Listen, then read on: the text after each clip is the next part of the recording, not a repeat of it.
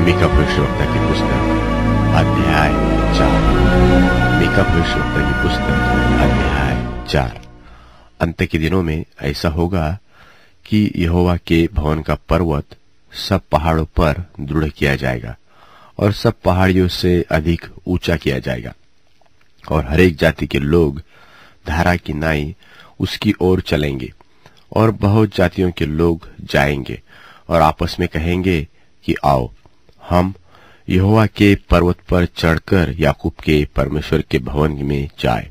तब वह हमको अपने मार्ग सिखाएगा और हम उसके पथों पर चलेंगे, क्योंकि यहोवा की व्यवस्था सिय्योन से और उसका वचन यरूशलेम से निकलेगा।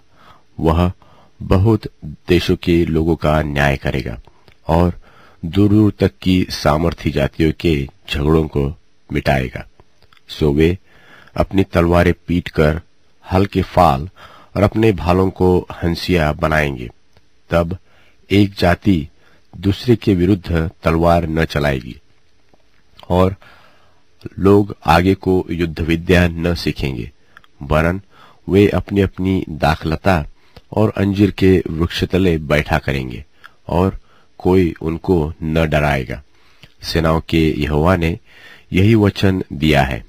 सब राज्यों के लोग तो अपने अपने देवता का नाम लेकर चलते हैं, परंतु हम लोग अपने परमेश्वर यहोवा का नाम लेकर सदा सर्वदा चलते रहेंगे।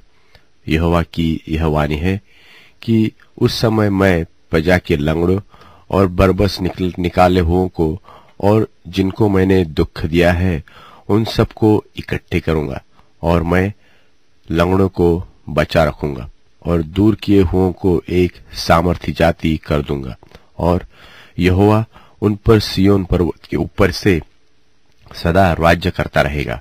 और हे एदेर के गुम्मट, हे सिय्योन की पहाड़ी, पहली प्रभुता अर्थात यरूशलेम का राज्य तुझे मिलेगा। अब तू क्यों चिल्लाती है? क्या तुझ में कोई राजा नहीं रहा?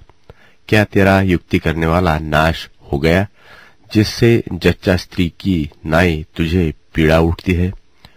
हे सिय्योन की बेटी, जच्चा स्त्री की नाई पीड़ा उठाकर उत्पन्न कर, क्योंकि अब तू गढ़ी में से निकलकर मैदान में बसेगी, वरन बाबुल तक जाएगी, वही तू छुड़ाई जाएगी, अर्थात वही यहोवा तुझे तेरे शत्रुओं के वश से छुड़ाएगा।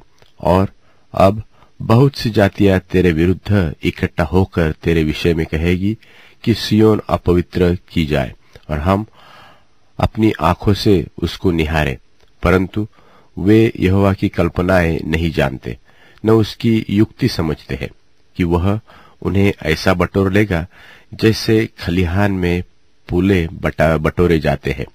हे सिय्योन, उठ और दाव, मैं तेरे सिंगों को लोहे के और तेरे खुरों को पीतल के बना दूंगा, और तू बहुत सी जातियों को चूर चूर करेगी और उनकी कमाई यहोवा को और उनकी संपत्ति पृथ्वी के प्रभु के लिए अर्पण करेगी।